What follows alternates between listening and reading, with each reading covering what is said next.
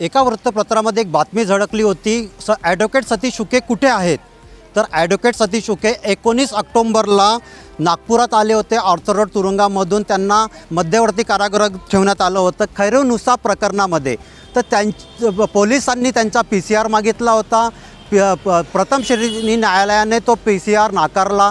त्यानंतर प्रथमतःच भारतामध्ये होऊ शकते कदाचित की पोलीस पक्षाने जिल्हा सत्र न्यायालयामध्ये पुनर्विचार याचिका दाखल केली होती. त्याची 2 दिवस ही सुनावणी झाली. त्या सुनावणी दरम्यान जे वकील होते ॲडव्होकेट परमार त्यांचे ते आपल्याबरोबर आहेत. परमार साहेब, काय सांगाल, कशा प्रकारे पुनर्विचार सुनावणी झाली यावर?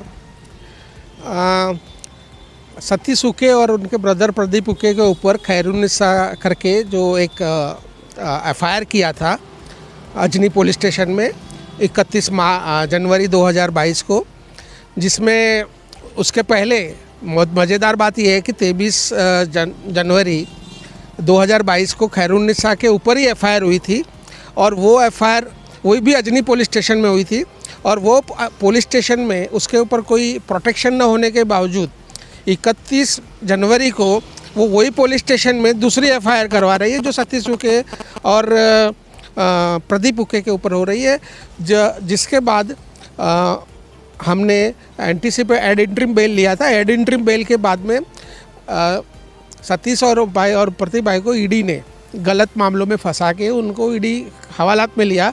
मीनवाइल हमारी एंटीसिपेटरी बेल को सत्र न्यायालय ने रिजेक्ट किया और उसके बाद पुलिस ने, क्राइम ब्रांच पुलिस ने वहाँ से प्रोडक्शन वारंट लेके उनको 19 अक्टूबर को माननीय मजिस्ट्रेट JMFC के सामने PCR के लिए अर्जी की, जो पूरा दिन चलने के बाद एक रीजन ऑर्डर पास करने के बाद भी उन्होंने वो एप्लीकेशन को, PCR की एप्लीकेशन को रिजेक्ट किया. उसके बाद में काय कारण होतं त्यामध्ये रिजेक्ट करण्यामागचं? ते कारण काय त्या जजमेंटमध्ये आलं होतं? एक भी माननीय न्यायालय को एक भी कारण ऐसा नहीं लगा कि जिसमें वो PCR का मांगनी कर सकते हैं. और उन्होंने माननीय JMFC ने उस समय जो IO था मिस्टर सोनटक के API, उससे भी आधा घंटा पूछताछ की कि आप उस मामले में एक भी वजह बताइए कि हम इस मामले में आपको PCR क्यों दें.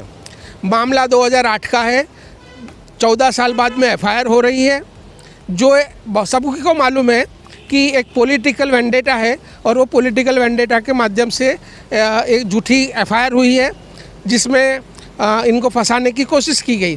तो उनको एक PCR लेकर और कुछ डॉक्यूमेंट्स या हथियार इम्प्लांट करने थे, वो उनका एक आशय था, लेकिन माननीय न्यायालय ने उसको रिजेक्ट किया. उसके बाद में जबकि जो ED कोर्ट है वहाँ से उनको क्लियर डायरेक्शंस थे कि आपका प्रोडक्शन का जो भी काम है वो ख़त्म होने के बाद तुरंत आप उसको वापस वहाँ ED कस्टडी में बॉम्बे ले जाएंगे, लेकिन उन्होंने नहीं लिया और नेक्स्ट डे को उन्होंने रिवीजन फाइल किया सत्र न्यायालय में, जिसमें उन्होंने कुछ डॉक्यूमेंट्स फ्रॉड किए जो सर्टिफाइड कॉपी थे उसके डॉक्यूमेंट्स, जिसके लिए हमने फ्रॉड ऑन कोर्ट की एप्लीकेशन फाइल किया है और एक 340 CRPC जिसमें कोर्ट के अंदर झूठे दस्तावेज और झूठे स्टेटमेंट करना, उसके लिए भी फाइल की है. तो आज 10 पानाचं ते डॉक्युमेंट होतं. उकेंनी असं म्हटलं होतं, आरोप केला होता की त्यामध्ये 3 पानं वगळून 4 पानं हे जास्तीचं टाकण्यात आले होते, असं त्यांचं एक होतं. बिल्कुल वैसा ही है कि 10 टोटल जो है ऑर्डर, उनमें उनका MCR की जो एप्लीकेशन थी वो 3 पेज की थी और 7 पेज का आदेश था, तो वो 3 पेज को बदल दिए गए थे और वहाँ पे फाइल किया था. जिसके बाद में हमने उसी दिन फ्रॉड ऑन कोर्ट की और 340 जो कोर्ट के सामने झूठे दस्तावेज पेश करने की एप्लीकेशन लगाई थी, जिसमें माननीय न्यायालय ने आज उनकी रिवीजन एप्लीकेशन रिजेक्ट करने के साथ में कल सुबह 11 बजे उसके 340 की जो एप्लीकेशन है फ्रॉड ऑन कोर्ट, उसके मामले में कल सुबह 11 बजे सुनवाई होगी. यामध्ये सतीश उकेंनी जेव्हा सुनावणी दरम्यान सांगितलं होतं की दुसऱ्या दिवशी नोटिफिकेशन काढून सरकारी वकील लावण्यात आलं होतं आणि ते सरकारी वकील देवेंद्र फडणवीसाच्या ज्या प्रकरणामध्ये होते त्याच वकिलांना यामध्ये घेण्यात आलं होतं, असा आरोपही केला होता. हे सूडबुद्धीने केलेली कारवाई किंवा बायस असल्याचं म्हटलं गेलं होतं. ये पहली बार जैसे आपने खुद ने ही बताया कि बहुत कम होता है कि जब उस पीसीआर रिजेक्ट होता है तो उसका रिवीजन होता है। इस मामले में जो माननीय हमारे वरिष्ठ अधिवक्ता है नागपुर के सुबोध धर्माधिकारी साहब, उनको अपॉइंट किया गया इस मामले में। और वो एक दूसरा मामला है जिसमें सतीश उके कंप्लेनेंट है और देवेंद्र फडणवीस जो है वो उसमें आरोपी है, जो झूठा एफिडेविट फाइल करने का मामला है जो सुप्रीम कोर्ट तक गया। और सुप्रीम कोर्ट ने भी बताया कि इस मामले में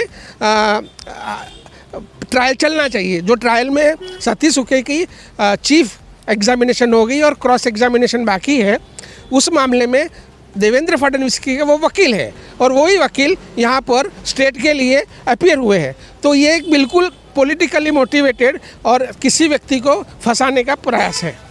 एकूणच आपण पाहिलं हा प्रथम श्रेणी न्यायालयाने जर PCR नाकारला होता, त्यानंतर जिल्हा सत्र न्यायालयामध्ये स्टेट ऑफ महाराष्ट्र जातं आहे आणि दुसऱ्याच दिवशी नोटिफिकेशन काढून सरकारी वकील लावल्या जाते आणि तेही म्हणजे की या आधी देवेंद्र फडणवीस प्रकरणामध्ये सतीश उकेच्या विरोधामध्ये जे चव्हाण वकील होते ते या प्रकरणामध्ये या PCR मागण्याच्या साठी स्टेट ऑफ महाराष्ट्राकडून ते उभे होते।